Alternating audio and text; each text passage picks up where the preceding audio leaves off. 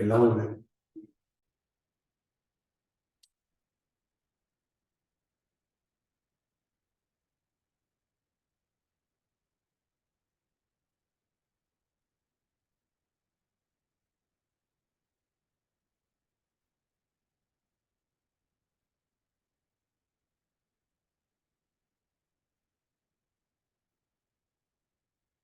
Listo, a ver, puedes conectarte.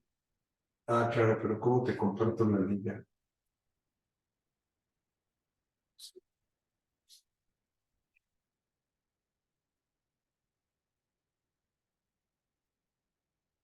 O me quiero ir al perfil.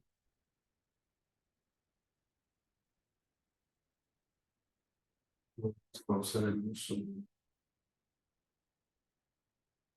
No quiero dejar de compartir. ¿Escuchas, Abraham? 1, 2, 3, 1, 2, 3. ¿Estás escuchando bien la voz? Sí, se escucha. Perfecto, seguimos. Ya vente, entonces. ¿Ya pagalo? Ya está aquí la presentación. Sí, dijo Gina que ya está bien. Perfecto.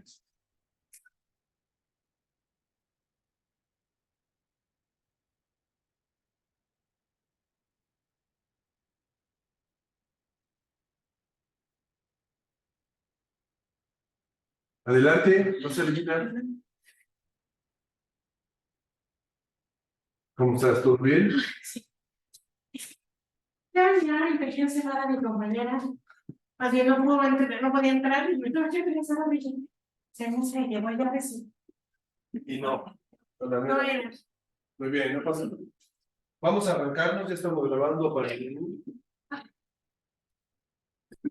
Esto prende todo. Ahí está. Estamos con el capítulo 1. ¿A quién le va a tocar? A Natalia. A Natalia. Empezamos entonces, lo que va llegando. Pero empezó ya el señor. Sí. Claro, empezó con algo muy general. Sí. Bueno, vamos a empezar con la exposición del libro de Charles Raggin, como les había dicho. El libro de Joseph Maxwell es muy importante, que es el libro anterior, porque nos dio una visión del diseño de la investigación. Ahora, el libro de Raggin lo que nos da es la perspectiva exactamente de cómo hacer la investigación más allá del diseño. ¿Sí? El título del libro se llama La construcción de la investigación social, que como su nombre lo dice, Raggin parte de la idea de que la investigación es una construcción, o sea, no está dada. Hay que construirla y se construye sobre la marcha. Y el subtítulo es Introducción a los métodos de investigación y a su diversidad. Habíamos dicho que hay muchas formas de hacer investigación, hay muchas formas de aprender a hacer investigación, y ustedes deben de aprender a ser flexibles en las maneras de aprender a hacer investigación. Entonces, habíamos platicado, ¿quién es Charles Raggin, no? Raggin es un investigador sociólogo norteamericano que nació en el 52, es profesor de la Universidad de California en Irvine, ¿no? Bueno, tiene muchas contribuciones, él es defensor de lo que se llaman los conjuntos borrosos en investigación, entre métodos cuantitativos y cualitativos. Sus principales intereses son la metodología, la sociología política y la investigación histórica comparada. Es autor de más de 100 artículos sobre temas de metodología, comunicación política e investigación cualitativa. Y sobre todo él es experto en análisis comparativo, en el uso del método del análisis comparativo. Aquí está el índice del libro. Tiene un prólogo, un prefacio, luego tiene estos 3 capítulos que son los que vamos a exponer, capítulo 1, capítulo 2 y capítulo 3. El capítulo 1 es la perspectiva que él tiene sobre qué es la investigación social. El capítulo 2 son sobre los objetivos de una investigación. Acuérdense, con Maxwell vimos que hay 3 tipos de objetivos: personales, organizacionales y de investigación. Con Raggin vamos a ver cuáles son los objetivos de investigación, que hay 7 tipos de objetivos de investigación en una investigación. Hay 7 tipos de objetivos para las ciencias sociales, es lo que dice Raggin. Ustedes de esos 7 objetivos tomen 2. y conviértalos en objetivos de investigación en su protocolo. Vamos a entregar un avance de nuestro protocolo. Anotemos de una vez la fecha. Hoy estamos a 11, 18, 26. Me parece que es lunes 2 de octubre. ¿Estoy bien o me equivoco? ¿O es 3 de octubre? Más bien.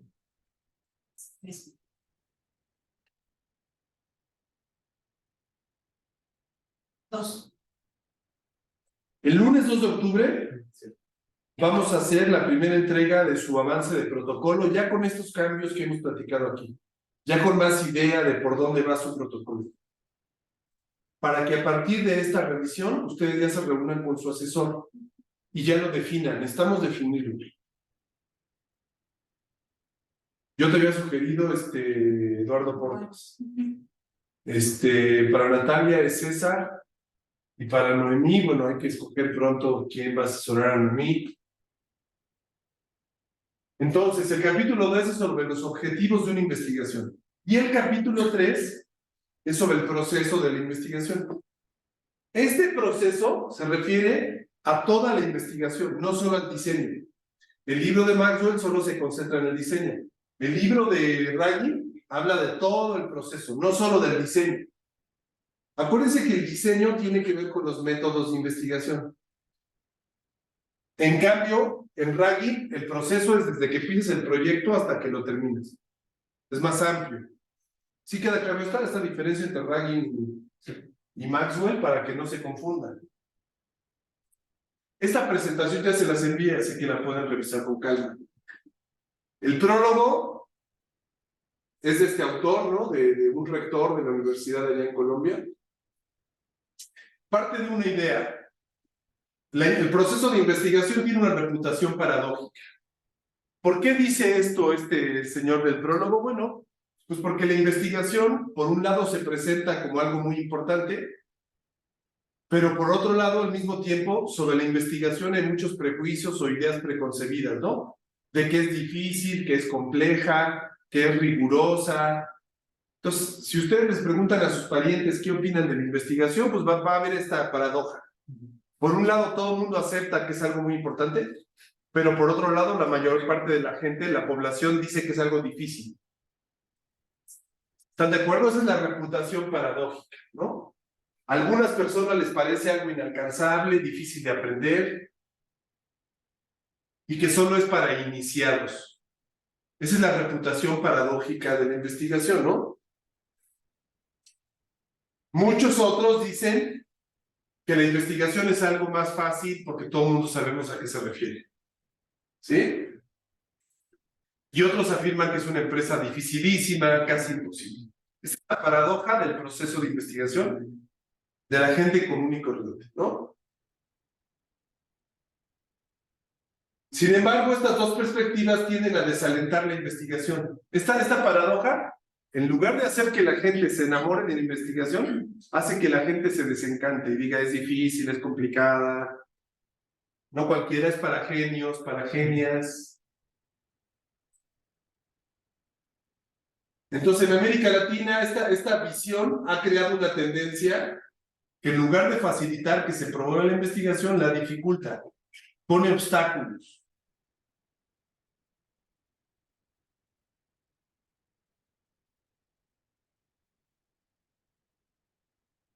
Por un lado, estos obstáculos impiden que entendamos el valor de la investigación, de la teoría, y por otro lado, esto ha generado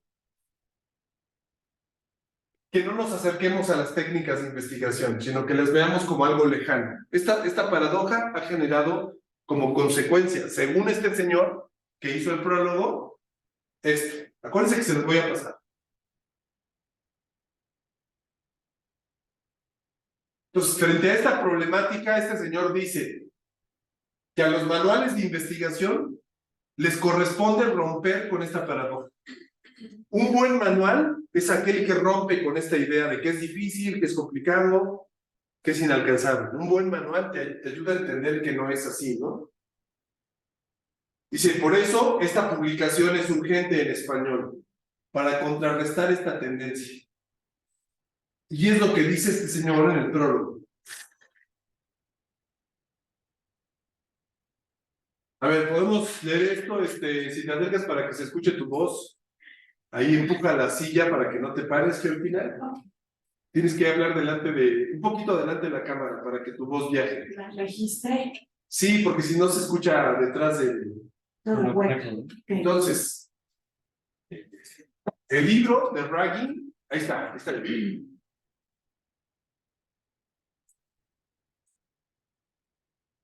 El libro de Charles Ragun, que los lectores tienen en sus manos, hace precisamente esto, mediante la combinación de 3 elementos inusuales en manuales de este tipo. Primero, el libro concibe la investigación social como un diálogo permanente entre reflexión teórica y trabajo empírico. De esta forma, evita los extremos de la alta teoría, sin polo a tierra, y del empiricismo sin guía teórica. Entonces, es muy común que en las ciencias sociales, según la tradición o la disciplina, se exalte demasiado la teoría y se desprecie la parte empírica, o según la tradición, la universidad y la carrera, sea al revés, se enaltezca lo empírico y se reduzca lo teórico como secundario. Entonces, este libro tiene la peculiaridad de hacernos ver que ambas cosas son fundamentales. Tienes que tener mucha teoría y tienes que tener mucho trabajo de campo. ¿Queda claro eso? Segundo, continúa. El texto defiende una visión pluralista de los métodos que rompe la división entre estudios cuantitativos y cualitativos. Lección que tenemos que aprender nosotros en esta maestría. Tenemos que tener una visión pluralista, diversa de los métodos de investigación. No casarnos con una metodología o con una técnica. Tener herramientas. Tener una visión pluralista. Lo que estamos viendo los martes en las conferencias, para que no dejes de venir, Georgina, a las conferencias es importante, es dialogar con personas que están haciendo investigaciones de mucho tipo. De todo eso vas a aprender.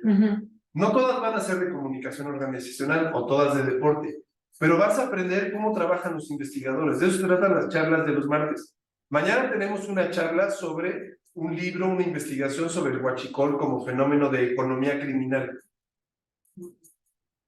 ¿Ya les mandamos el libro? No. Se los mando un ratito para que le echen un ojo. O sea, son igual que el de la semana pasada, que fue de migración. Todo eso te da ideas de lo amplio que es el mundo de la investigación. Para eso son las conferencias de los martes.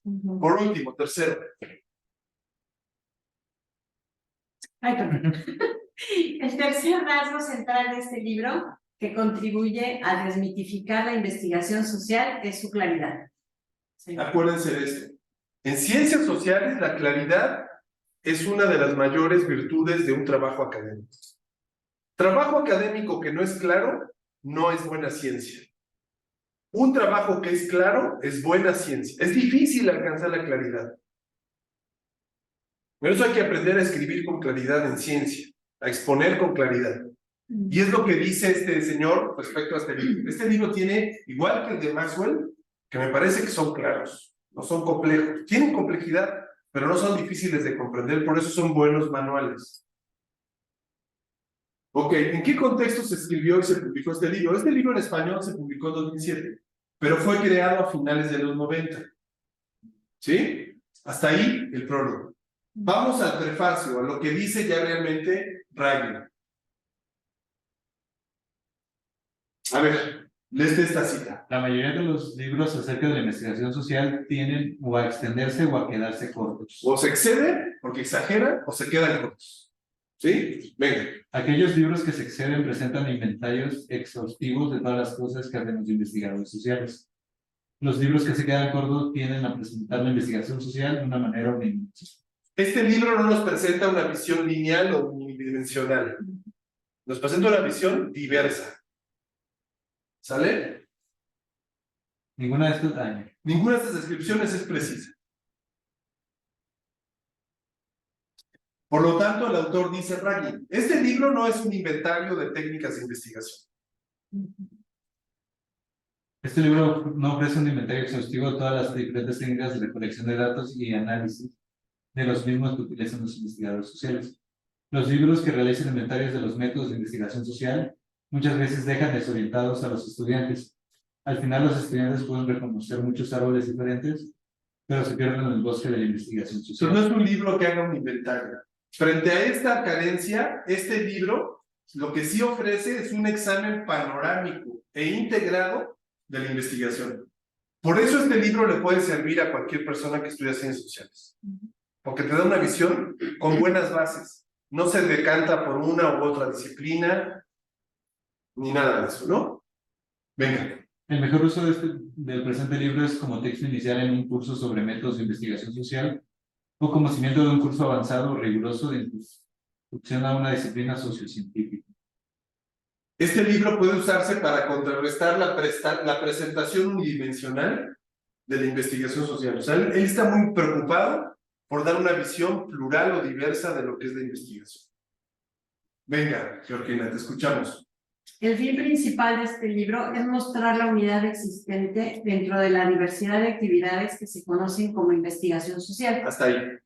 Presentar la unidad, es decir, si tú tomas todas las formas de hacer investigación en ciencias sociales y humanidades, este libro te da el núcleo que une a todas esas formas diferentes. Te da la unidad. Ya nos dijo cuál es la unidad. ¿Recuerdan cuál es la unidad? ¿En qué consiste la unidad de la investigación? Sí, hay una pluralidad en la unidad. No, lo que él dice es que lo que le da la unidad a la investigación son dos cosas. Un equilibrio entre la teoría y el trabajo empírico. ¿Cómo logras que haya buena teoría con buen trabajo empírico y lo mezclas? Por eso dice, este libro le da un sentido a la investigación de tal manera que pueda verse bajo un mismo prisma. Porque la ciencia social sí tiene una característica, es que es diversa. Lo que hace un historiador no es lo mismo que lo hace un mercadólogo, que lo que hace un comunicólogo, un estudioso de la literatura. Ahora, ¿qué tiene en común entonces toda la forma de investigación para llamarse investigación? Usan teorías y aplicar métodos para obtener datos.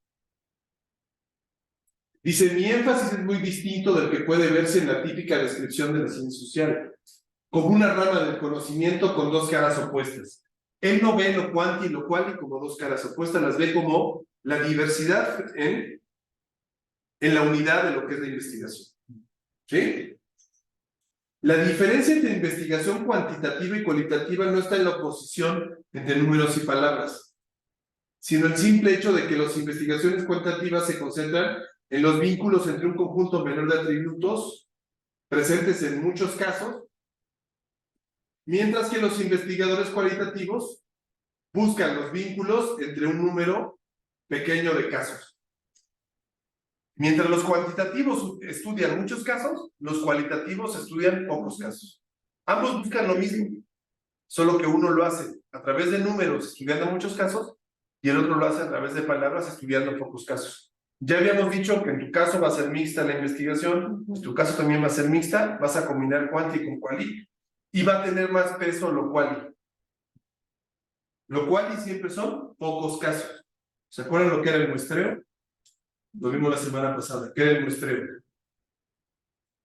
Una muestra es una parte representativa de un universo. ¿Qué es el muestreo? La técnica mediante la cual eliges tu muestra. ¿Sí? Dice, aunque son diferentes en su orientación, lo cuanti y lo quali son similares, puesto que ambas implican una interacción sistemática, y aquí está la unidad, entre ideas y pruebas empíricas. Es lo que define a la investigación, según Charles Raggin, es la interacción sistemática entre ideas teóricas y pruebas empíricas. De entrada, esto ya nos lleva a ustedes en su investigación a tener claro dos cosas. Que tienen que tener una teoría, o sea, ideas teóricas, y que tienen que buscar evidencias para fundamentar estas teorías.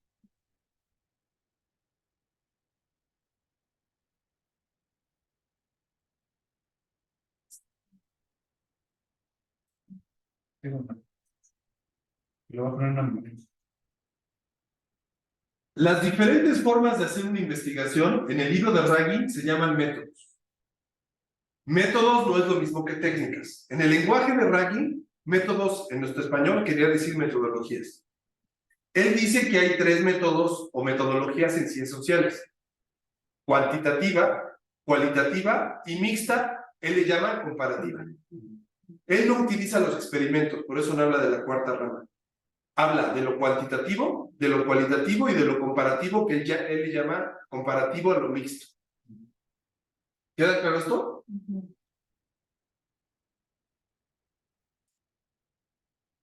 Entonces, aquí viene un comentario, ya termina el prólogo de Charles Raggin y empieza el comentario que él hace al capítulo 1. A ver, Georgina, por favor. Lo mismo ocurre con el término investigación social. Nos parece saber qué es lo que significa investigación social porque estamos muy expuestos a ella. Pero ¿puede la investigación social distinguirse con claridad de otras formas de recolección y presentación de la información? Y si es así, ¿cómo?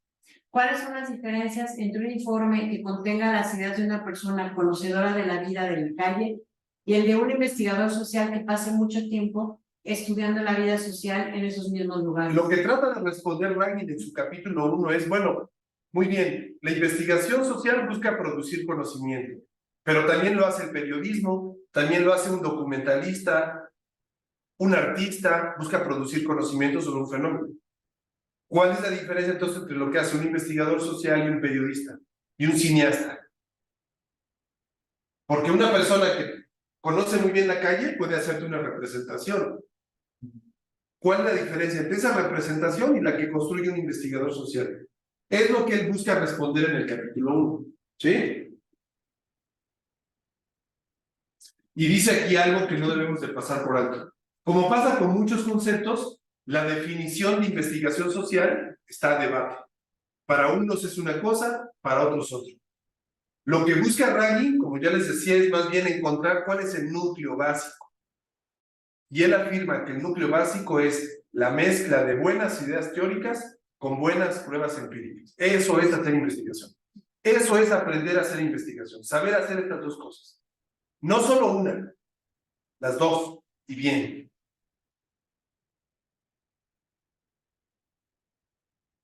Entonces, si nos preguntamos qué es la investigación social, pues encontraremos que hay varias explicaciones, ¿no? Este libro ofrece una descripción incluyente, acuérdense, diversa, plural. No es un manual que te reduzca la percepción de investigación a una cosa, como pasa con muchos manuales de las disciplinas, ¿no? Que a veces son muy cerrados. A ver, esta. Expresando lo ya dicho de manera más simple, la investigación social es solo una de las muchas formas de construir representaciones de la vida social. ¿Cuál es la función de la investigación social? Resolver problemas. ¿Cómo resuelve problemas la ciencia? Construyendo representaciones de la vida social. Ahora, aquí viene el problema. Los periodistas también construyen representaciones de la vida social, igual los artistas, igual los documentalistas. Otra vez, ¿qué es lo que hace el investigador social que no hace el periodista ni el documentalista? ¿Crear teoría? Mezclar ideas teóricas con evidencia, con mucha evidencia empírica. Eso no lo hace el documentalista ni lo hace el periodista. Los periodistas y documentalistas sobre todo tienen muchas evidencias empíricas, pero no tienen ideas teóricas.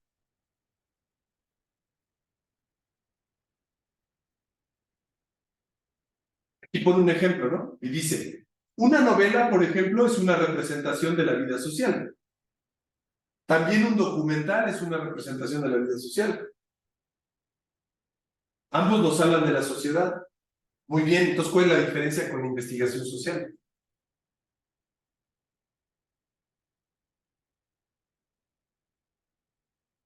¿Están de acuerdo que la investigación social en este sentido tiene en común con el periodismo, el arte, el cine, pues muchas cosas, ¿no? Buscan representar la vida social.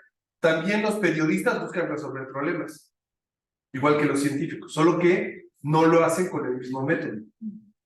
Nosotros usamos el método científico, que nos obliga a tener teoría y empiria. En cambio, los periodistas no se basan en el método científico, se basan en otros métodos, método periodístico. Aunque los parecidos entre la investigación y las formas de representación son sorprendentes, existen varias características que nos permiten distinguir una de la otra. Este libro, estas características proceden de los fines de la investigación. Es decir, lo que nos está diciendo Raggin es lo siguiente. Además de usar teoría y empiria, lo que distingue la investigación son los objetivos. Los objetivos de investigación, que él en su lenguaje, acuérdense de Abraham y Gina, En su lenguaje, a los objetivos se les llama fines de la investigación. ¿Cómo le llama al tipo de representaciones que construimos nosotros en las ciencias sociales? Así le llaman ellos. Representación sociocientífica. Así le llaman ellos. A lo que hacemos en ciencias sociales llama representación sociocientífica.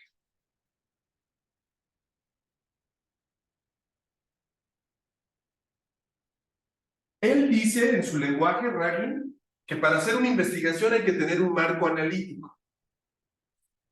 ¿A qué le llama Ragin marco analítico? A lo que nosotros le llamamos marco teórico. Él, en sus palabras, le llama marco analítico. En nuestro lenguaje, en la clase, le hemos llamado marco teórico o teoría. ¿Queda claro? Para que no se confundan cuando escuchen o lean la palabra marco analítico en Ragin, quiere decir marco teórico. Entonces, a ver, léete esta. Cuanto más explícitas sean las ideas iniciales o marco analítico del investigador, más clara será la guía que ofrezca para saber qué es lo que debe estudiarse y qué es lo que debe ignorarse sin riesgo de comprometer la infinidad de información que cada caso y cada situación presenta. Aunque esta guía es útil, puede ser también limitante y por lo tanto restringir el enfoque del investigador. Es por ello que en ocasiones las ideas iniciales se dejan poco desarrolladas a propósito, de manera que el investigador puede estar más abierto a nuevas ideas que vayan surgiendo en el transcurso del estudio. Ok, ¿les quedó claro qué es el marco analítico? Son las ideas. Las ideas, nos estamos refiriendo a las ideas teóricas. ¿Qué es lo que de qué nos quiere convencer aquí Ragin? Que el marco teórico es una guía que te permite observar el fenómeno, pero que te conviene, cuando empiezas a hacer la investigación, a no cerrarte a que esa guía sea fija, sino que la vayas alimentando sobre la marcha. Pero que es fundamental tener una guía. Esa guía se llama marco teórico.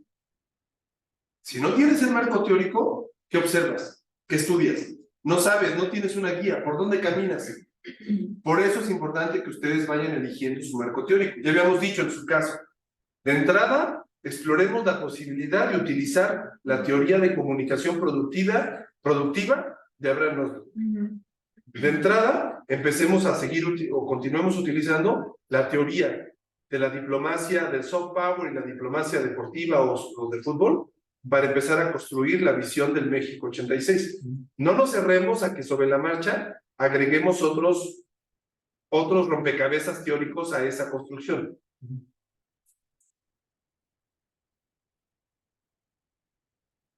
En el capítulo 3 se explica cómo se juntan las ideas teóricas con las pruebas empíricas. En el capítulo 2 nos explican qué son los objetivos de una investigación. A ver, y aquí es importante esta. ¿Puedes leer esta en rojo, por favor, Lina? La investigación social, como casi toda la investigación, es organizada y sistemática, y los investigadores sociales normalmente deben seguir un plan que les ayude a darle sentido a los fenómenos que estudian. ¿Cómo dijimos que le llamamos formalmente al plan que seguimos para hacer nuestra investigación? Diseño de investigación. No, dentro del plan hay una parte que se llama diseño. El plan es el protocolo de la investigación. El protocolo es el documento que ustedes tienen que escribir este semestre, donde digan cuál es su tema, su pregunta, su marco teórico. Dentro del protocolo hay una sección que se llama metodología y dentro de la metodología hay una sección que se llama subsección diseño de la investigación. ¿Sí se acuerdan o no? Sí. Por eso les enseño que el libro de Ragin es más amplio. El de Maxwell es más específico del diseño. Aquí te está hablando no en general de la investigación. Capítulo 1, ahora sí. ¿Qué es la investigación social, no? Entonces existen muchas formas de investigar la vida social. Estas formas se parecen, ya habíamos dicho, el periodismo, por ejemplo. Muchos definen que la investigación es lo que hacen los científicos. Así se define, ¿no? Muchos dicen eso. Los investigadores sociales, como el resto de las personas, son miembros de la sociedad. Y como tales, los investigadores sociales, pues, observan a la sociedad. Eso es simple, ¿no?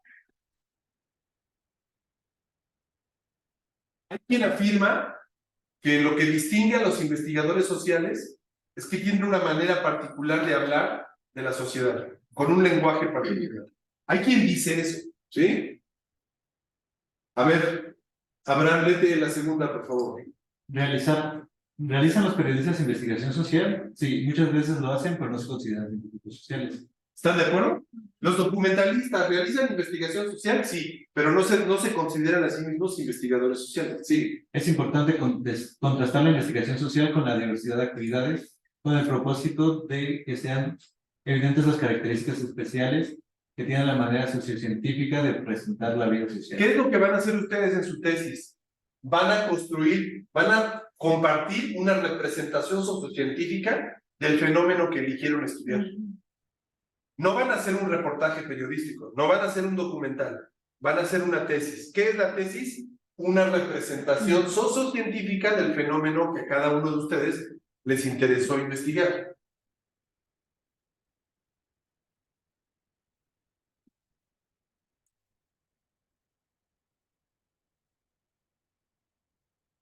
A ver, Fermina, ¿esta? ¿Quién hay? Hay una gran diversidad entre los investigadores sociales. Algunos tienen mucho en común con los escritores contratados. Otros son más como científicos de laboratorio. Tú que estás en la vicerrectoría y estás en contacto con mucha gente, entre ellos muchos investigadores, te das cuenta que hay muchas diferencias. Los de economía, los de RI, los de antropología, los de letras, los de historia, los de comunicación. Cada uno tiene su propia manera de construir investigación, pero ¿qué nos une a todo? Es lo que Raggi nos trata de decir en el libro. Lo que les une es ideas teóricas y mucha evidencia empírica con ciertos objetivos. Sigue. Por último, defiendo que es importante concentrarse en cómo los investigadores sociales construyen sus representaciones de la vida social para sus audiencias, especialmente para otros científicos. ¿Quiénes van a ser las audiencias o los lectores de sus trabajos de tesis? Su comité. ¿Quién es su comité? Científicos sociales, como ustedes. Solo que con más experiencia, más viejos, más viejas. Pero van a hacer lo mismo. Entonces, existen tres formas de responder la pregunta. ¿Constituye la investigación una forma distintiva de hablar de la sociedad? Hay tres respuestas. La primera dice que sí, que los científicos sociales tienen una forma especial de hablar de la sociedad. La segunda respuesta dice que la investigación se apoya en un lenguaje de variables y de relaciones entre variables, y en un lenguaje especial, o sea, las categorías, los conceptos. Y la tercera respuesta enfatiza que lo que distingue a los investigadores sociales es el uso del método científico. Estas son las respuestas tradicionales, de sentido común. Raggi nos dice, no nos quedemos con esta respuesta, vayamos más allá. Lo importante no son estas tres cosas. Raggi nos dice, lo importante es que haya ideas teóricas y muchas evidencias empíricas. Respecto a la primera pregunta, dice, ¿los investigadores tienen una forma específica de definir a la sociedad? Partiendo de que hay muchas maneras de hablar de la sociedad, pues no. Porque el sociólogo dice una cosa, el comunicólogo otra, el historiador otra. Entonces, ¿es homogénea esa forma de hablar? No. Entonces, no definas a la investigación a partir de eso. Porque cada quien tiene su concepto de sociedad, cada quien tiene su concepto de ciencia, de método.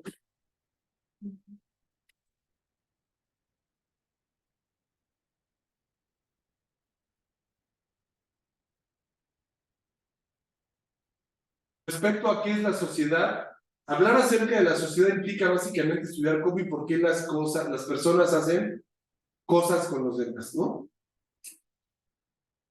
Los científicos sociales estudian todas las clases de actividad social. Por ejemplo, tú vas a estudiar lo que pasa en una universidad en términos de comunicación y tú lo que pasó hace 40 años en un mundial. ¿Son actividades sociales? Claro que sí. Ahora, los investigadores usan un lenguaje especial, dice Raggi. Podría ser posible distinguir a la investigación por las formas de hablar de la sociedad, debido a que el lenguaje que usan los investigadores, pues siempre es particular. Un antropólogo habla como antropólogo, un sociólogo como sociólogo, un economista como economista. ¿Usan un lenguaje especial? Pues sí. Una variable es alguna característica o aspecto general que difiere de un caso de un conjunto particular de casos. Un economista estudia a millones de personas y habla de la economía como variables. Que si subió el precio del dólar, la inflación, así ve el economista la sociedad. Pero si fuera un sociólogo, un psicólogo, lo vería de otra manera, ¿no? Todos intentan medir, sí, pero no miden de forma, no miden de la misma manera la sociedad.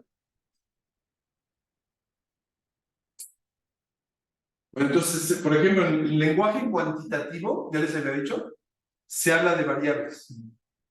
En el lenguaje cualitativo no se habla de variables. ¿De qué se habla? De procesos. De procesos. No es lo mismo un proceso que una variable. Por ejemplo, una variable es el color de cabello. Eso hacen los estudiosos de lo cuantitativo, se concentran en variables. En cambio, los estudiosos de lo cualitativo no se concentran en variables, se concentran en procesos. Por ejemplo, ¿cómo te cuidas el cabello? ¿Cómo te lo cortas? El proceso. A ver, este año, yo he ido a la peluquería, yo voy cada mes a la peluquería. ¿Tú cada cuándo vas? Cada 3 meses. Yo voy cada mes. El proceso lo puedo platicar cada uno, describir de forma distinta. ¿Tú? ¿Cada cuándo vas? Cada 6 meses. Bueno, es un proceso. Ahora, seguramente cuando vas 3, 4 horas, como suele ir una mujer que va y se arregla de todo. Yo me tardo 15 minutos cuando me siento, ya me le digo, me corta así y en 15 minutos ya terminé. Mi proceso es así. Cuando alguien estudia cualitativamente un proceso, busca comprender un fenómeno de manera global. En cambio, lo cuantitativo nunca te explica los fenómenos de manera global. Solo te permite ver variables. ¿Cómo se relaciona una variable A con una variable B? Por ejemplo, ¿qué tiene que ver tu salario que origina con que vayas a ciertas estéticas y no a otras? ¿Tiene algo que ver? Hay una correlación de variables entre cuánto estás dispuesta a pagar por arreglarte el cabello cada 6 meses y tu salario. Sí. Eso es muy profundo de descubrir. Depende de las variables, ¿no? Pero no, hablando de estas dos. Bueno, eso no. No. Pues no, un estudio cuantitativo no es tan profundo. Porque solo es medir variables y relación de variables. En cambio, para que descubramos cómo viven los 6 meses previos antes de ir a la estética, se requiere que convivamos contigo durante esos 6 meses, hasta que tomas la decisión de ir, y cómo es el ritual de ir, y cómo es el proceso de estar ahí, y cómo platicas, y cómo usas, y cómo al finalizar estar en tu casa tú dices, me gustó, no me gustó. Sí, las prácticas. El proceso cualitativo es más complejo. O sea, en el términos del Mundial 86, no es solamente las cifras, cuánto costó el Mundial, cuánta gente lo vio en el mundo. No es solo la estadística del fútbol, es el proceso cualitativo, cómo se tomaron decisiones, cómo la gente lo consumió, la parte que no está en números. En el caso de la comunicación interna de la Ibero, no es cuánta gente recibió el correo, cuánta gente le dio like a Facebook o a Instagram. Es qué significa para cada persona los mensajes que manda la vicerrectoría. ¿Los comprenden o no los comprenden? ¿Los asumen, los toman en cuenta o no los pelan? Eso es la parte cualitativa del proceso. ¿Estamos? Sí. Los investigadores usan un lenguaje especial. Ya dijimos que sí, por ejemplo, el de las variables. Por ejemplo, palabras que se utilizan en el idioma de investigaciones cuantitativas. Coeficientes, rangos, porcentajes, estadísticas. Hay cosas como el coeficiente de Gini. Hay muchas de estadística y mucho lenguaje particular.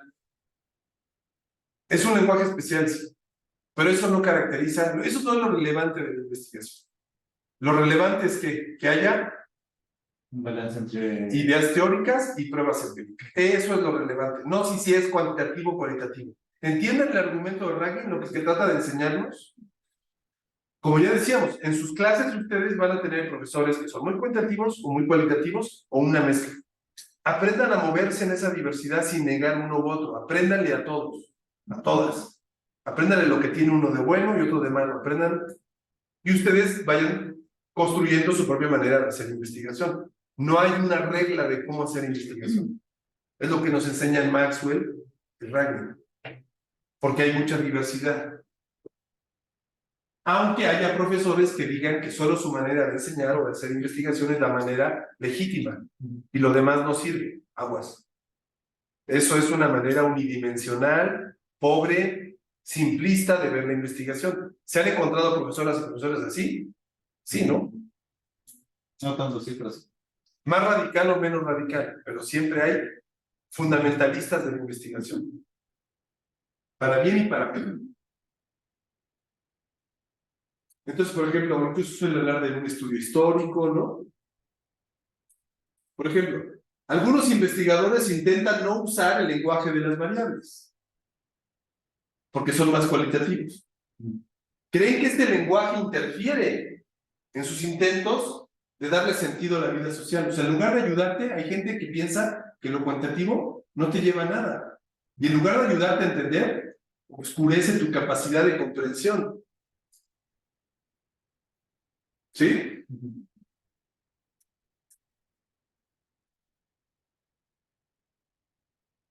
Mira, por ejemplo, a ver, ¿pueden leer este, Georgina? Aunque algunos científicos sociales evitan usar el lenguaje de las variables, muchas personas fuera de las ciencias sociales lo usan regularmente. Los investigadores sociales no tienen un monopolio sobre la interpretación de la vida social mediante variables y sus relaciones. Muchos periodistas usan este Si lenguaje. solo fuera el lenguaje lo que caracteriza a un investigador, entonces los periodistas que usan estadística serían investigadoras. Los conductores de noticias que hablan de cómo va la economía serían investigadores. No, no es lo mismo ser conductor que ser investigador. Es lo que dice Ragnar. ¿Qué es lo que distingue a un conductor, un periodista, de un investigador? Que el investigador mezcla ideas teóricas con pruebas empíricas.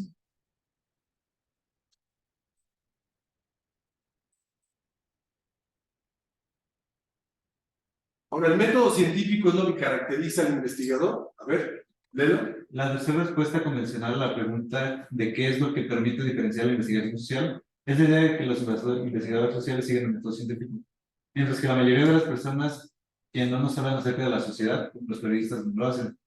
Esta respuesta haría que la investigación social se pareciera bastante a la investigación de ciencias duras como la física. Si lo que distingue a la ciencia es el método científico, dice Ragnar, entonces, ¿cuál es la diferencia entre un físico y un antropólogo? Según esta explicación convencional, no habría diferencia. Les pregunto, en la vida real, ¿hay una diferencia entre un economista y un filósofo, Georgina? Tú que convives con ambos. Sí, sí, sí. Claro que sí, hay una diferencia. ¿Cuál es? El libro no habla de la investigación en ciencias duras, habla de la investigación social. O sea, de la investigación que hacen científicos sociales. ¿Qué estudian los científicos sociales? A la sociedad. No a las partículas, no a las estrellas, no a los virus en el cuerpo. Estudian los fenómenos sociales. De eso se trata este libro. ¿Sí?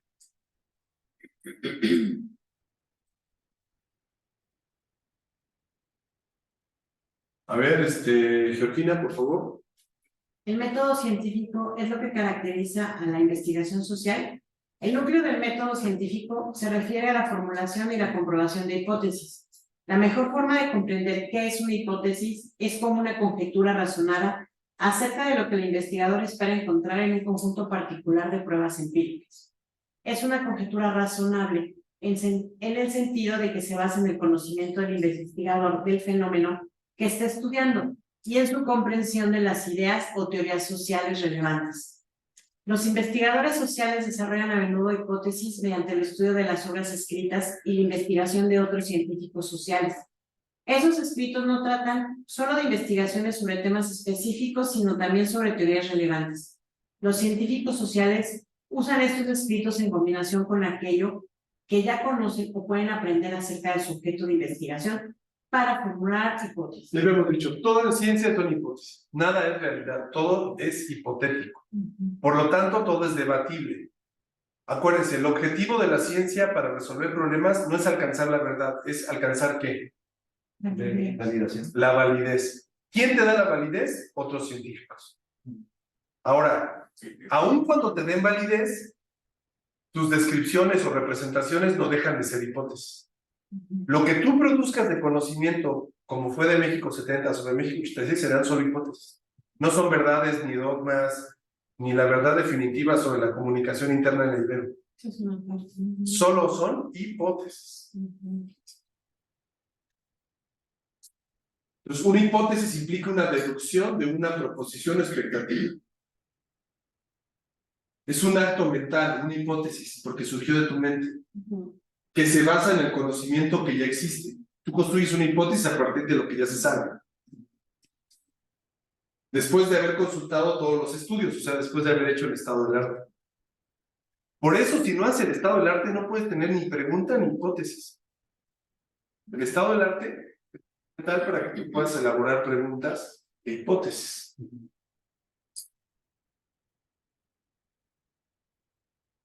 Ahora, una vez que ya tienes hipótesis, pues ¿cómo nutres, cómo compruebas que una hipótesis es verdadera? Haciendo la investigación empírica, buscando pruebas.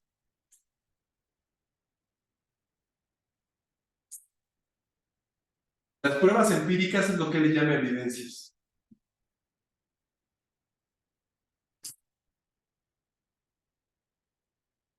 ¿Cómo se le llama al uso de pruebas empíricas para formular o cambiar tus ideas teóricas? Se le llama inducción. ¿Recuerdan? Sí. La inducción es un proceso por el cual se evalúan las consecuencias que tienen las pruebas empíricas. La inducción es fundamental. Es cuando tú piensas, a ver, yo tenía esta pregunta y encontré estos resultados. ¿Estos resultados modifican la teoría que yo tenía o la refuerzan? Eso es hacer inducción. El proceso de inducción. Nos dice Ragin, en el método científico la deducción y la inducción actúan conjuntamente. ¿Cómo le llama Ragin a esta mezcla de deducción con inducción? Le llama retroducción, que es la manera de usar el método científico que habíamos platicado que nos conviene aprender. A mezclar procesos de deducción con procesos de inducción. ¿Sí? Aquí dice, ¿qué es esto? Aquí está el resumen. La deducción comienza con ideas generales y las aplica a las pruebas empíricas. En cambio, la inducción comienza de las pruebas empíricas y valora cuáles son sus consecuencias para las ideas abstractas. Siempre una investigación la empezamos con deducción y la terminamos con inducción. Vamos de los datos a la teoría. Empezamos con teoría a los datos y luego que llegamos a los datos, tomamos los datos, caminamos hacia la teoría. Eso es retroducción. Ustedes en su investigación tienen que aplicar la retroducción, hacer ese viaje de la deducción al dato y del dato a la inducción. Bueno, vamos a hacer aquí un receso para que respiren y tomen aire, vayan al baño. ¿Puedes regresar la experiencia? Sí, les voy a pasar esta. Sí, ok. No te preocupes. Si quieren, tómense 5 minutos. Ahorita.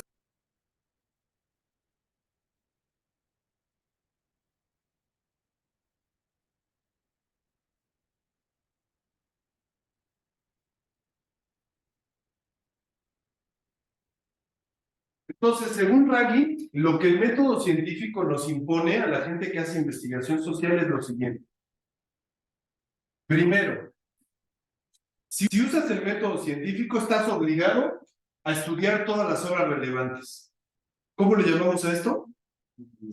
Hacer el estado del arte. Primer paso. Si haces ciencia y usas el método científico, a fuerzas tienes que hacer un estado del arte. Segunda cosa, una vez que haces el estado del arte, tienes que elaborar unas hipótesis. Ahora, ¿de dónde sacas las hipótesis? De tu marco teórico. Cuando haces el estado del arte, eliges una teoría. De esa teoría, tú deduces unas hipótesis. Tercero, ya que tienes tu marco teórico, hiciste el estado del arte y tienes unas hipótesis, quiere decir que ya tienes unas preguntas. Dice Ragin, en ese momento tienes que desarrollar la metodología, o sea, el diseño de la investigación. Cuarto, cuando ya tienes el diseño, el paso siguiente es recolectar los datos. Y por último, una vez que recolectaste los datos, el último paso es analizar los datos y llegar a las respuestas o resultados. ¿Quedó claro?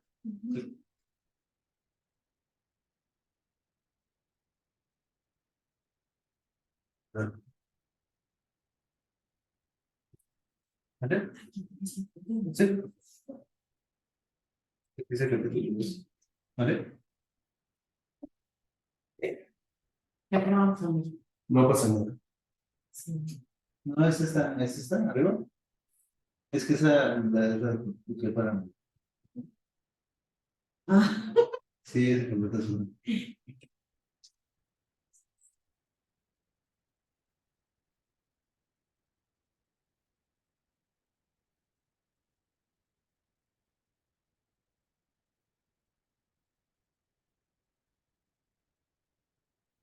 A ver, leamos esta cita.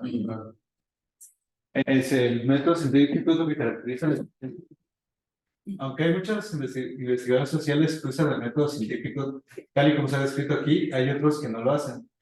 Creen que la cosa más importante que puede hacer un científico social es darle voz a los grupos marginados en la sociedad, contar las historias de aquellos que han sido arrojados por los márgenes de la sociedad. Es decir, hay un tipo de investigación social que no cree que sean tan relevantes las hipótesis, o sea, la teoría. Hay un tipo de investigación social que más bien cree que lo importante es darle la voz a los marginados, no tanto a la teoría. Aunque debe de haber teoría, este tipo de investigadores no le dan tanto peso a la teoría. No quiere decir que no sea relevante la teoría, sí es relevante, pero no le dan tanto peso. no vemos como una función social. Más bien ven que la función social de la ciencia es darle la voz a los marginados. Que hable el marginado, no yo el investigador. ¿Qué tipo de investigación van a hacer ustedes? ¿Este tipo de investigación que le dé voz a los marginados o una investigación que más bien tenga una raíz teórica? Eso hay que tomar las decisiones. A ver, leamos Georgina. El método científico es lo que caracteriza a la investigación social. Cuanto mayor sea el papel de las teorías e ideas preexistentes en un proyecto de este tipo, más bloqueadas se verán las voces de los sujetos de investigación por las ataduras que la ciencia dura impone a los fenómenos sociales. O sea, entre más peso le des a la teoría, más ahogas la palabra de las personas. Por eso debemos de tener un equilibrio. Así. Las voces de los sujetos se pierden cuando el altavoz de la teoría de la ciencia social ahoga a todos sus competidores. ¿Qué opinan? ¿Es clara la frase o no? Sí. Si usas demasiado peso a la teoría en tu investigación, ahogas la voz de tus informantes. Si solo presentas la voz de tus informantes, no haces ciencia, porque no tienes teoría. Pues tienes que tener un equilibrio.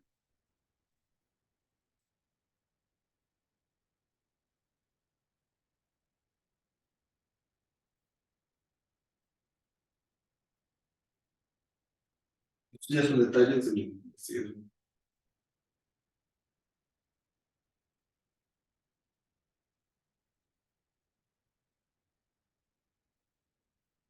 Entonces dice, lo importante para una investigación social es construir una representación bien fundamentada. ¿En qué se funda la representación?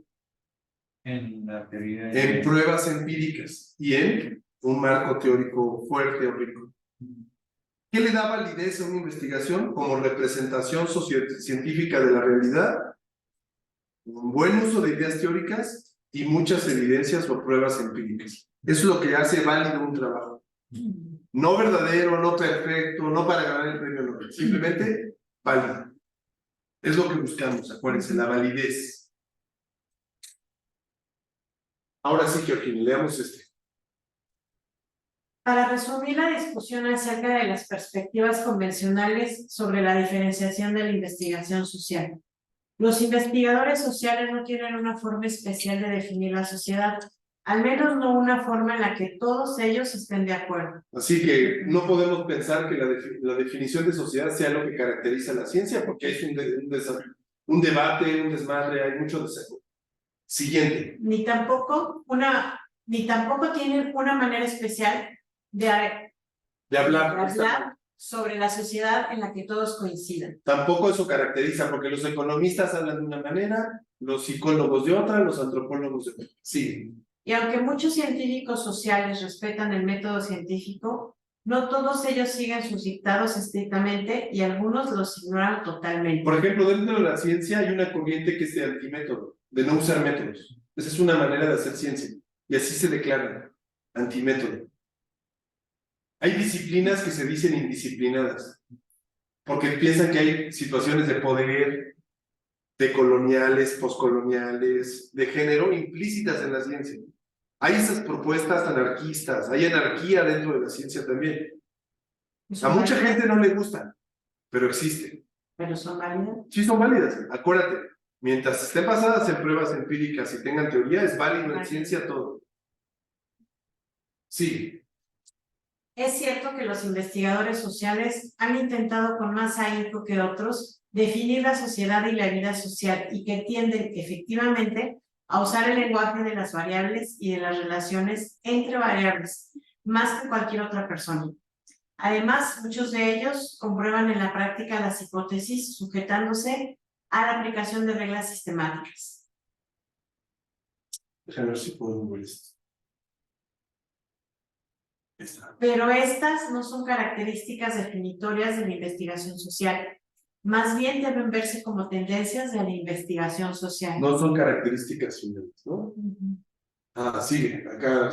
Además de los investigadores sociales, los novelistas y otros escritores, periodistas, fotógrafos y cineastas que realizan documentales, así como una multitud de otros sujetos, construyen representaciones que nos hablan sobre la sociedad. Todos ellos se dedican a estudiar las variaciones de la vida social, lo que la gente hace y se niega a hacer conjuntamente. ¿Es posible distinguir lo que hacen los investigadores sociales de estas otras formas de hablar de la sociedad? En la mayoría de las representaciones sociocientíficas, el investigador social explica en detalle cuál es su interpretación de las pruebas empíricas que ha usado para construir su representación de la vida social. O sea, lo que distingue una investigación social es tu marco teórico y cómo desde ahí interpretan las pruebas. Eso es el corazón de hacer investigación social. ¿Sí? Los investigadores normalmente declaran abiertamente cuáles son sus conclusiones, y organizan con cuidado sus representaciones acerca de esas conclusiones. Es lo que hace un investigador. Un documental no hace eso. No te explica el documental cómo llegó a ciertas conclusiones y te dice en qué teoría se basa para... Simplemente el documental te lo muestra. Un artista tampoco te explica, te muestra. Un periodista te relata algo, no necesariamente te lo fundamenta. O sea, muestra, no prueba. Exactamente. En cambio, el científico está obligado a comprobar, a demostrar, a argumentar, ¿no? Por ejemplo, no esperamos que los investigadores nos presenten montañas de datos. Más bien, lo que tiene que presentarnos un investigador, cuando un investigador nos presenta montañas de datos, quiere decir que es un mal investigador. Porque de lo que se trata no es de poner puras evidencias, puras fotos, puras entrevistas, puras estadísticas, gráficas de encuestas, no. De lo que se trata es que estas estadísticas, estas evidencias, estén explicadas con un buen marco teórico y estén relacionadas, ideas teóricas con pruebas empíricas. Si solo presentas datos, no estás haciendo investigación. Si solo presentas teoría, no estás haciendo investigación. Dice Charles Ryan. Tampoco queremos que los investigadores sociales elaboren solo deliberadamente ficciones teóricas para resaltar aspectos que les parezcan importantes. Un investigador no hace ficción, no inventa.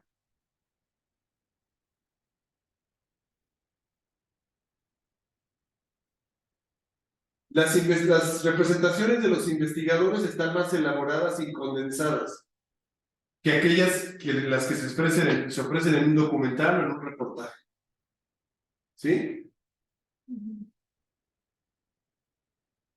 Los periodistas escriben acerca de lo que ocurre en la sociedad y representan la vida social, pero no lo hacen como un investigador.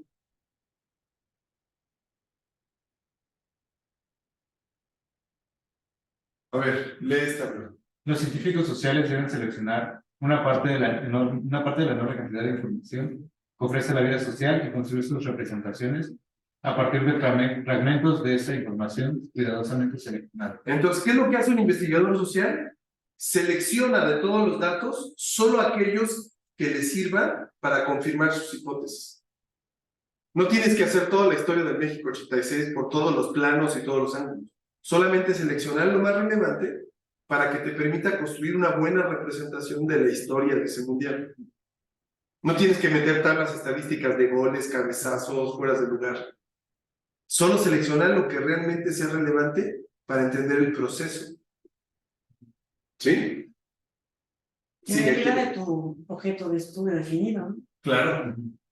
Lee el azul, Georgina. La recolección de datos, es decir, el proceso de recolección de pruebas empíricas, es necesariamente selectiva y todavía lo es más según progresa la O sea, investigación. vas dejando de lado muchos datos que no te estudio. Sí, El investigador puede comenzar con unas pocas ideas, teóricas. Unas Teóricas. pocas ideas teóricas.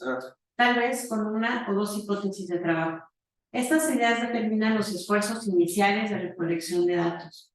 Según se va sabiendo más acerca del tema, a través de los datos recogidos o del análisis de los datos, la investigación se va encauzando y se dejan menos caminos O abiertos. sea, vas avanzando. Con unas cuantas ideas teóricas puedes arrancar la investigación este año y poco a poco vas a ir evolucionando.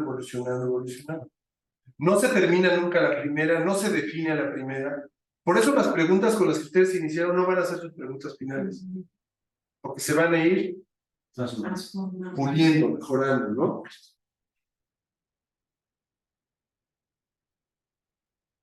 La recolección de datos o pruebas empíricas siempre es selectiva, ¿sí? Sí.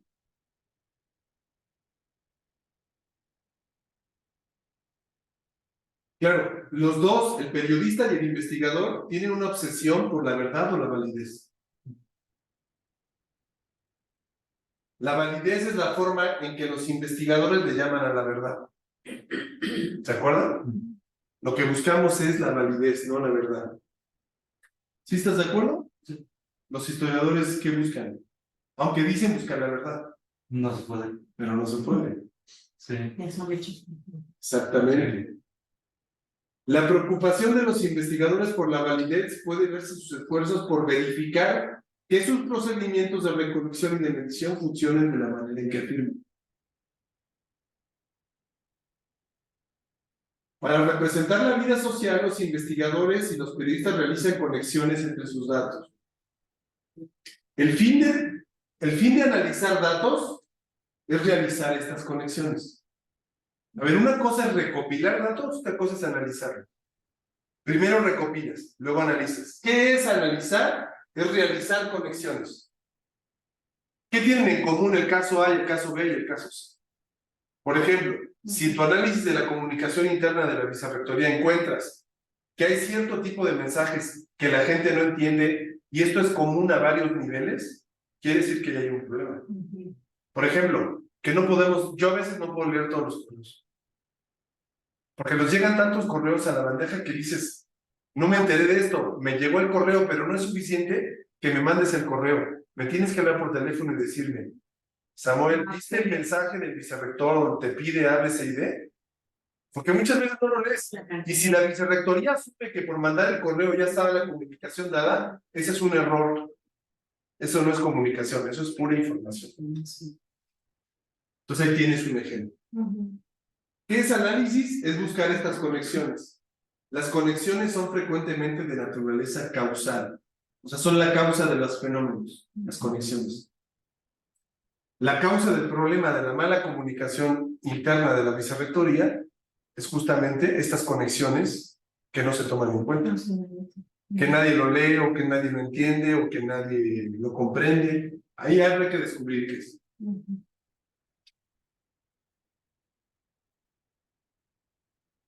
Pero otra cosa que distingue a los periodistas de los investigadores son sus públicos. Los periodistas obviamente dirigen sus textos a personas de cualquier tipo. En cambio, los investigadores no. Ustedes sus tesis no las van a leer Juan Pérez, solo las van a leer los miembros de su comité de tesis, que son investigadores. Es un público especializado. ¿Están de acuerdo? No es cualquier público.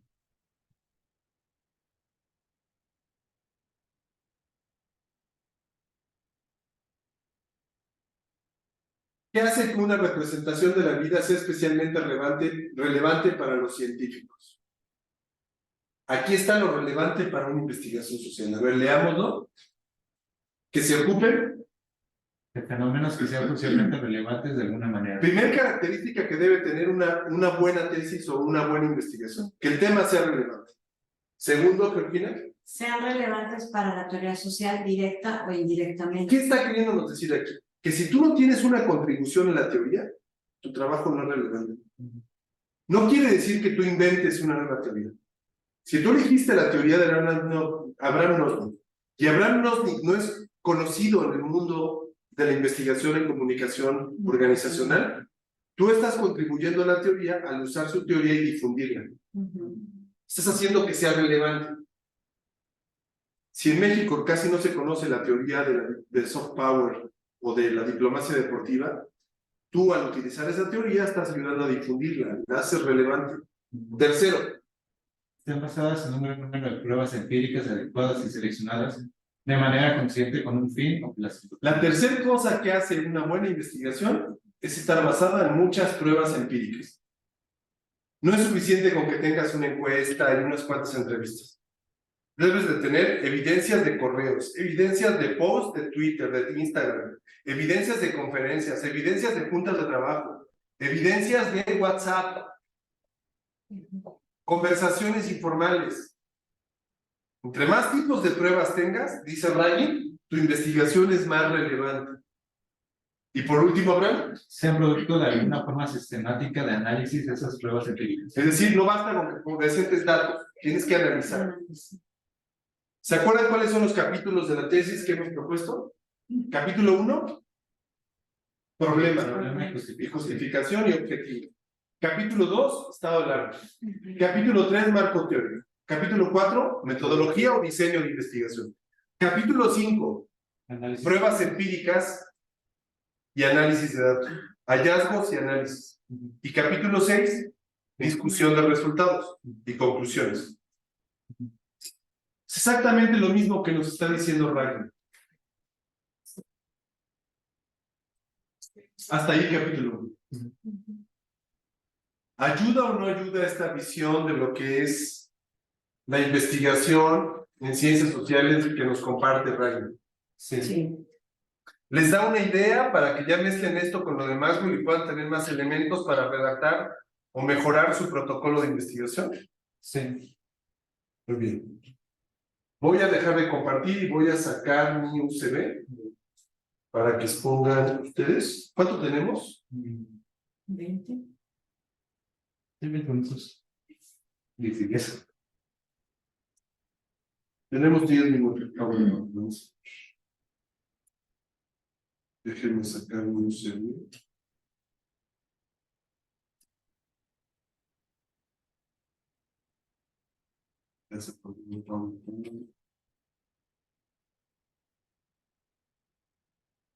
Usar ahí está. Adelante, panorama. Vayámonos a la lista de 7 objetivos de una investigación. Okay. Si quieres yo le pico. Tú siéntate, yo le muevo. Pásate acá al frente, usa tu silla y ponte al frente para que te vea Noemí. Yo acá le pico o quédate de pie como ustedes. A ver, en síntesis, platícanos de qué trata el capítulo 2 en lo que yo voy abriendo tu favor. A grandes rasgos nos habla sobre cuáles son los fines o los propósitos o los objetivos de la investigación social. Nos menciona acá, es en el que dice capítulo 2. Nos dice que hay un fin o un propósito general que es en la siguiente diapositiva. Espérame, déjame primero, me pongo, ¿dónde está el Zoom? Allá.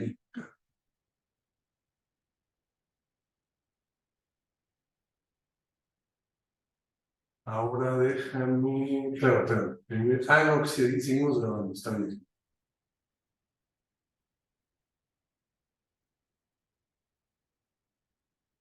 Ahí está, tú me dices. Y a la siguiente, nos habla que el principal fin de los investigadores sociales es encontrar el orden de la regularidad dentro de la complejidad de la vida social. Al final de cuentas, creo que menciona que es estructuralista Entonces, Constructivista. Entonces, pues dentro de lo caótico que es la vida social, pues son construcciones sociales que empiezan desde un punto, ¿no? Bueno, Entonces, busca los patrones. ¿Qué es lo que busca la ciencia en sus respuestas? Como el mundo es muy diverso y muy complejo, lo que la ciencia busca es conocer los patrones. A ver, ¿en qué se parecen todos los mundiales?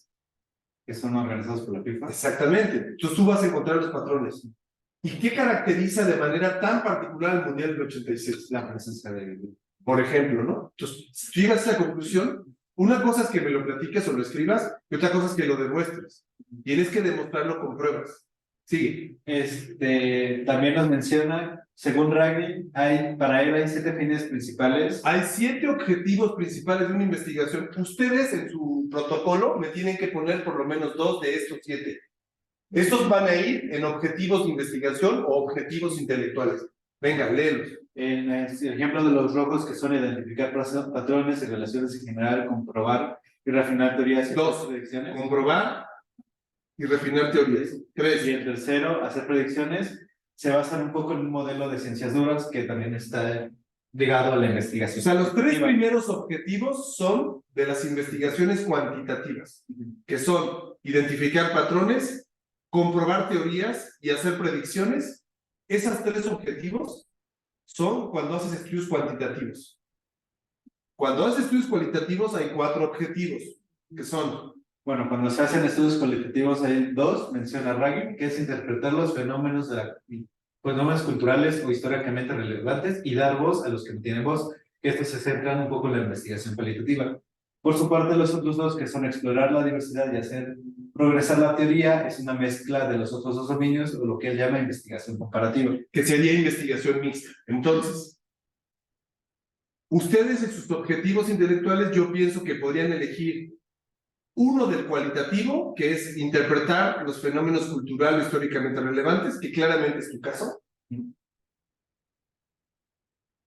En tu caso, Georgina, una buena investigación de comunicación interna de la vicerrectoría, porque la vicerrectoría es la cúspide de la parte académica de la Ibero, es dar voz a los que no tienen voz. La voz que suena es la del vicerrector y el equipo de vicerrectoría. La que no suena es la de los que consumimos esa información. Entonces díganle, enséñenle a los rectores por primera vez a los vicerrectores lo que dice la gente de abajo. Aquellos que su voz no se oye. Eso es lo cualitativo. Y en lo comparativo, tienen 2 opciones. Creo que a ti te convendría el de explorar la diversidad.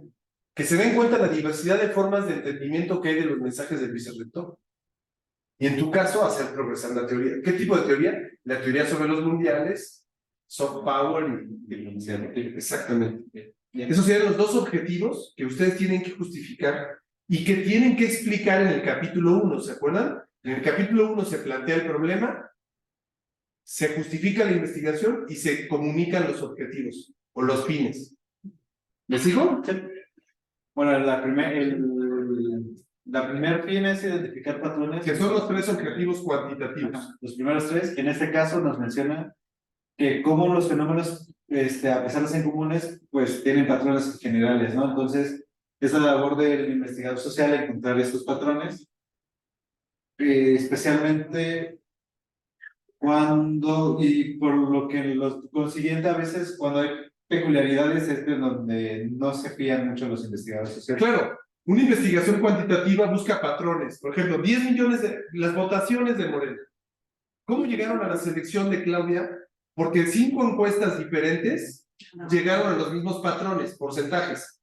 Tal porcentaje a Claudia, tal porcentaje a Ebrard, y calcularon en 5 lugares distintos, con 5 encuestas distintas, es lo que dicen ellos. Encontraron patrones. Sí. Claro, ¿cuál es el problema de estos patrones? Ya lo acabas de decir, que hay cosas que se quedan fuera. Ahora, segundo tipo de objetivo cuantitativo. Menciona la comprobación y refinamiento de las teorías. Se centra un poco en lo que decíamos sobre el modelo inductivo. Al revés, deductivo. Tenemos una teoría y nosotros como científicos sociales tenemos que realizar hipótesis para comprobar dichas teorías. Pero no le cambias nada a la teoría, simplemente la usas, en lugar de hacerla progresar, la usas sola para confirmar que está bien.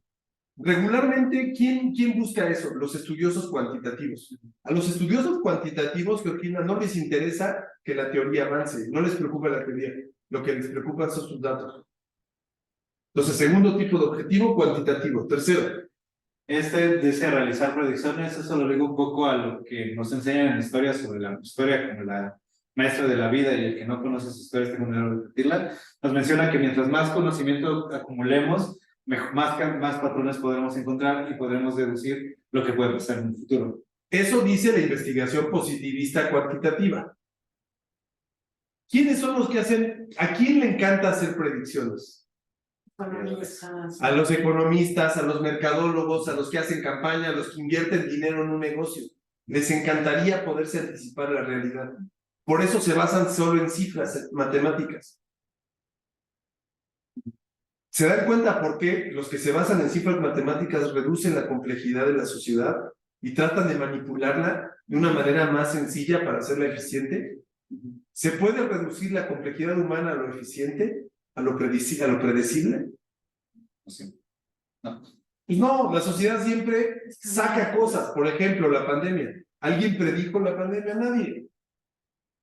Los cuantitativos se quedaron de a 6, no sabían qué estaba pasando, igual que todo, ¿no? Sí. Incluso aquí lo mencionas, es mucho más fácil predecir un índice de lo que va a ser un individuo particular. Si tú puedes predecir, la clase media va a consumir tal cosa, pero no puedes decir, Georgina va a hacer esto y Abraham va a hacer esto otro. No. Por eso lo cualitativo siempre es más rico, más complejo, más difícil.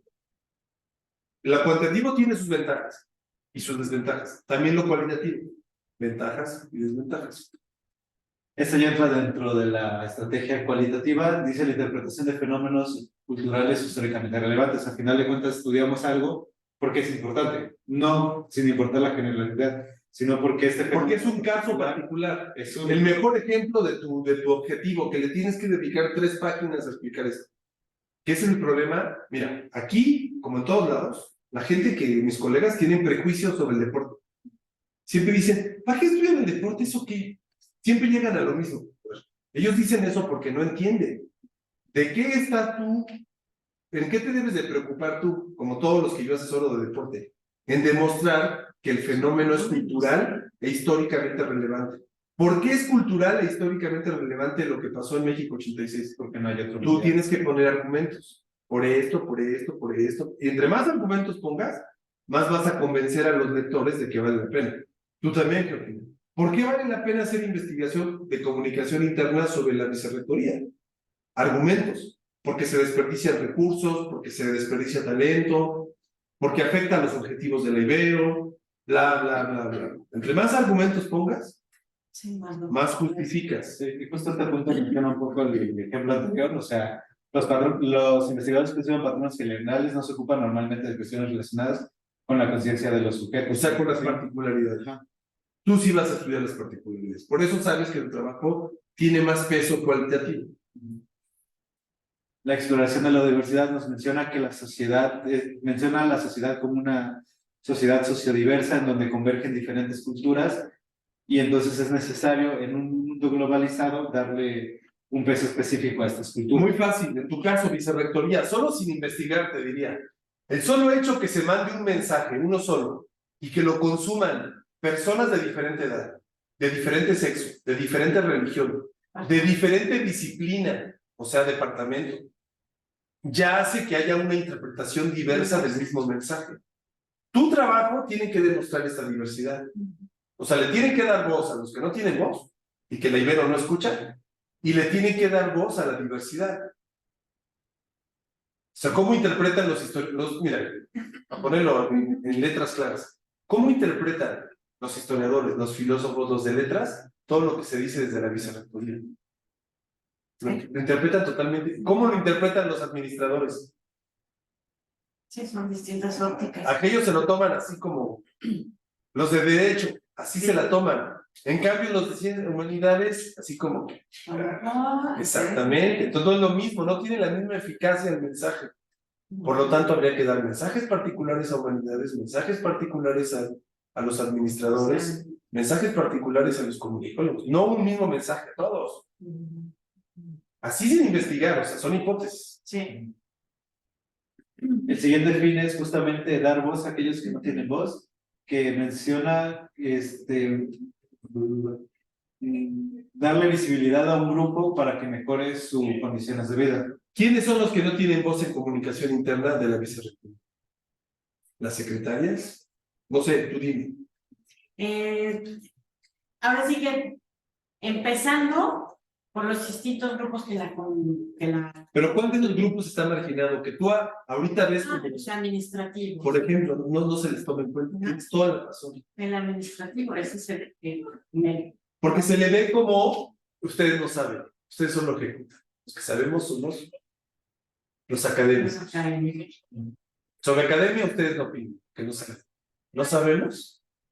¿Cómo si resolvemos sus desmadres? Sí, tristemente, pero sí. Por ejemplo, eso sería una buena contribución que tú podrías hacer. Sí, la administrativa. Hay que darle la voz a la experiencia del administrativo. Yo tengo mi propia teoría sobre por qué la Ibero funciona de manera a veces tanto. Tiene que ver con lo administrativo y con los recursos humanos. Pero bueno, ya le iremos platicando. Aquí sería interesante. Yo me voy a integrar a tu comité. Me parece perfecto. Aquí sería importante marcar este punto que me dice que las teorías sociales pueden ayudar al investigador a identificar grupos sin voz, como mencioné ahorita, pero también nos puede ayudar a crear teoría. En este caso podría ser, por ejemplo, la teoría de género, que al estudiar por ejemplo, teoría marxista, te das cuenta que no existía la historia de las mujeres o la historia de... Claro, o sea, puedes descubrir, con esos nuevos grupos, puedes contribuir a la teoría. Ajá. Los migrantes, todas Los esas que no. Séptimo objetivo. Y finalmente, justo lo último que mencionamos es hacer progresar la teoría. Esto se hace mediante el método de la reproducción, que es la interacción entre la inducción y la deducción. Muy bien. Y ya finalmente nos dice que hay que tener un vínculo entre los fines y las estrategias. Esto quiere decir que el fin mismo tiene que tener al mismo tiempo conexión con nuestras preguntas de investigación. Y para eso existen estos tres métodos que en realidad son metodologías. El enfoque cualitativo, que busca estudiar aspectos comunes en pocos casos. Por ejemplo, si haces enfoque cualitativo no tienes que estudiar 100 casos. Aunque estudies 5 o 10 casos es suficiente. En cambio, si haces un enfoque cuantitativo, Sí, tengo que tomar tienes que estudiar las relaciones entre las variables de muchos casos. 100 casos, 200 casos, 300 casos. Si haces método comparativo es un número equilibrado. Tampoco van a ser 5, pero tampoco 500. Pueden ser 30, 40. Ahí dice, los métodos comparativos sirven para estudiar la diversidad. Ahí donde está la muestra. Una muestra moderada. No tiene que ser grande como uno cuantitativo, pero tampoco tiene que ser poquitos como uno cualitativo. Pero que sea representativo. Igual tú tienes que buscar un número moderado. Ni muchos, ni todos los equipos del mundial, pero tampoco solo la selección mexicana. O sea, tienes que tener un equilibrio. Y finalmente, la última nos menciona sobre la naturaleza del investigador social. Aquí lo sentía que hablaba sobre cómo los investigadores, al final de cuentas, pertenecemos a la sociedad y hacemos conjeturas sobre la sociedad, entonces no podemos ser completamente objetivos al respecto de las conclusiones que mostremos. Estás inmerso en ella. Ajá. Muy bien, vamos a dejarle ahí. No vamos a ver el capítulo 3, no nos va a dar tiempo, Joaquina. Está súper chiquita. Lo empezamos Sí. el lunes siguiente. Bueno. Sí. Yo les voy ahora, ya cerraríamos con esto, ya la parte introductoria, ya vamos a empezar con teoría. Les voy a dejar un par de lecturas para el lunes, no hay que exponer, solo las vamos a dialogar. Yo se las mando al ratito. Cerramos entonces ahí la clase de